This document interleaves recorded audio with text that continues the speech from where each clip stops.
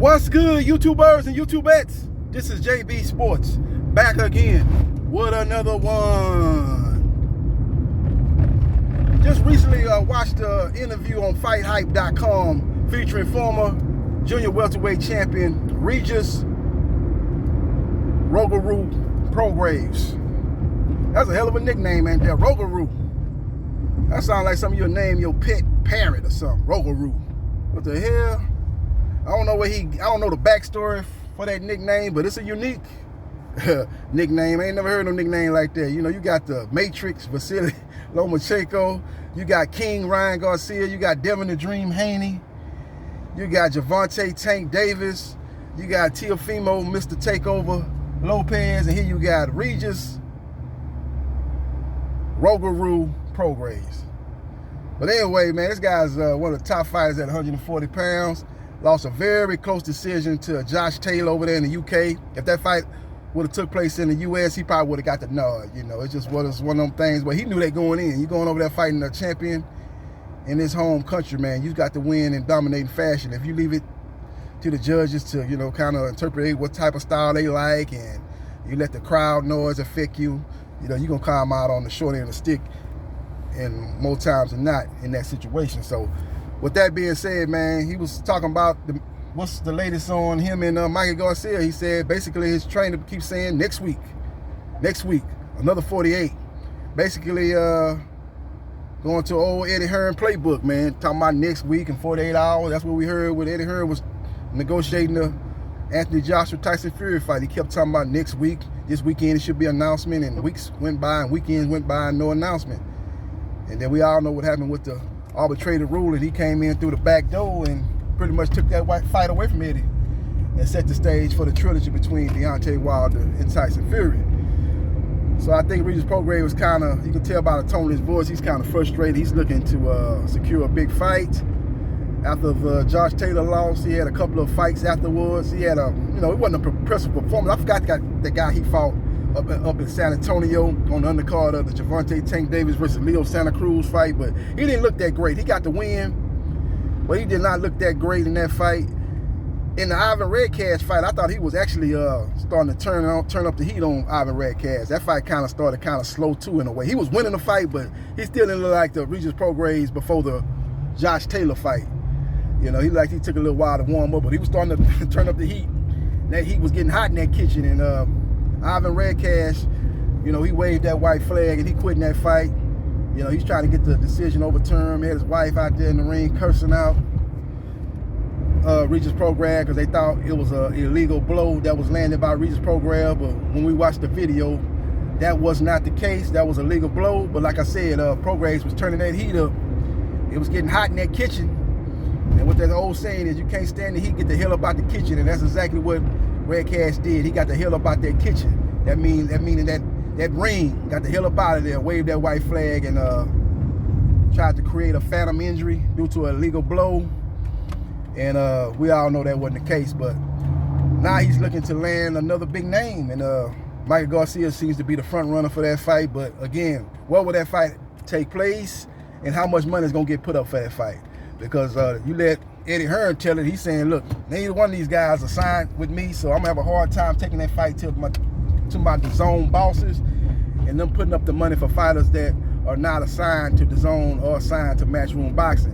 Meaning the fact that the winner of that fight could possibly ride off into the sunset and fight on another platform and another network after the fight with DAZN. There's no upside for DAZN to put on guys that are not gonna be signing with them or fighting multiple fights with them. Basically, that's what Eddie Hearn said. So, with that being said, that fight is not guaranteed to happen. So, with that being the case, even though Devin Dream Haney is not signed to DAZN, his past 4 or 5 fights have been under Matchroom Boxing USA and on DAZN, and Eddie Hearn basically said, you know, the reason why he is not under contract with me right now is because we're trying to make sure he's free and clear to negotiate with fighters that are with different networks and different promoters. That won't be a hindrance. It's basically what Eddie Hearn has said. So we will see what happens, and we will see what transpires. But that's the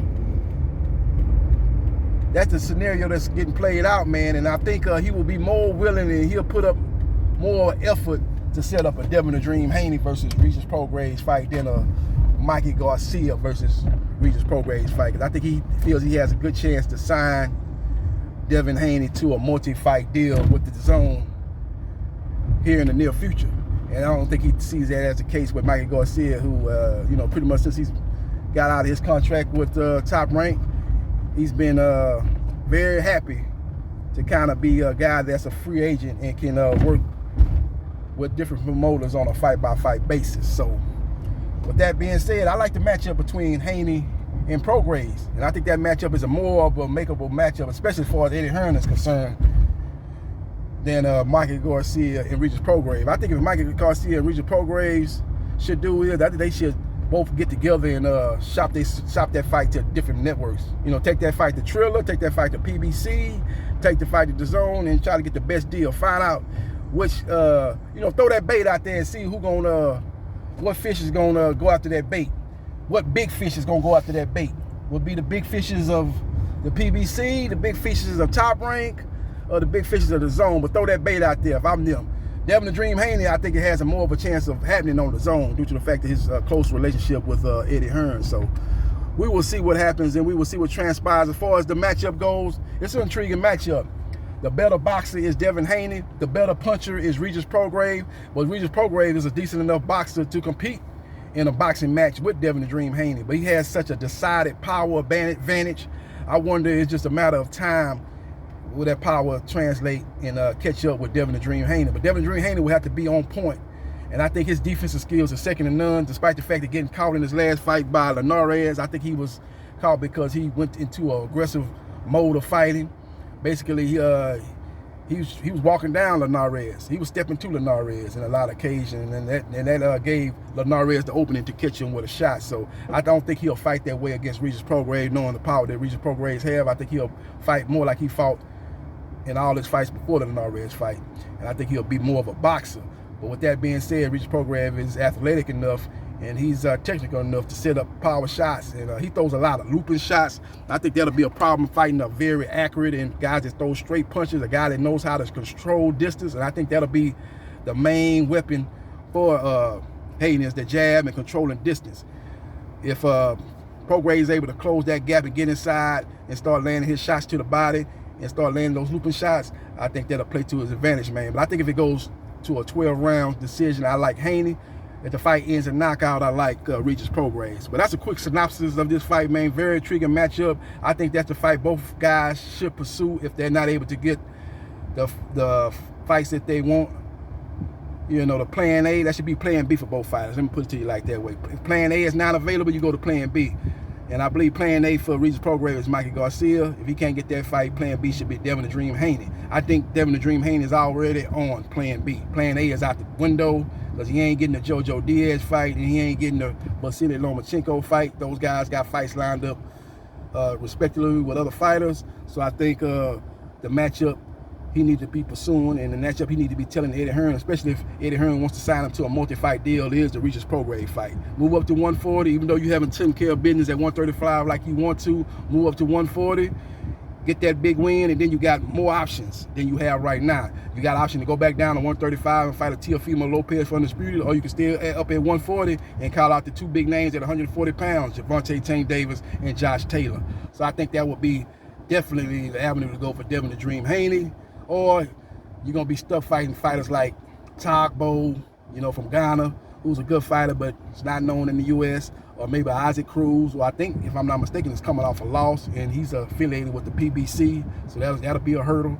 So I think this is the best case scenario for Devin the Dream Haney, that being a matchup with Regis Prograis at 140 pounds. So let me know your thoughts about this particular matchup, man. Just wanted to do a quick video about this. Heard this fight talked about a little bit, but I don't think it's getting enough buzz.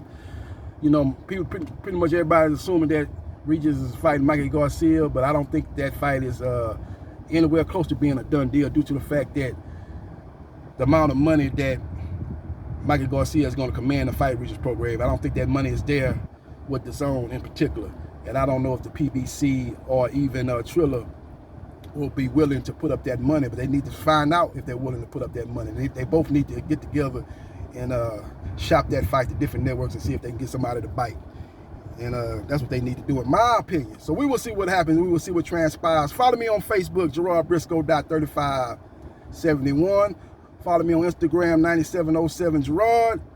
And hit the like button if you like the content of this video. And subscribe to JB Sports, the man, the myth, the legend. And I holla.